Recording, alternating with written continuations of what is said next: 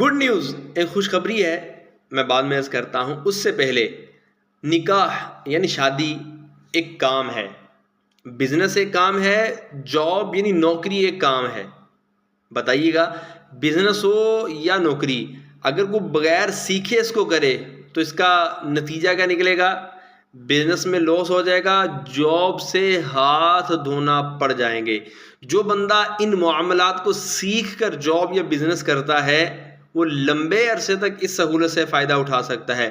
پھر یہی جاب، یہی بزنس اس سیکھے ہوئے انسان کو فائدہ دیتا ہے، کیونکہ اس کی باریکیاں سمجھ گیا ہے، سیکھ گیا ہے اور اب اس کو اپلائی کرتا ہے۔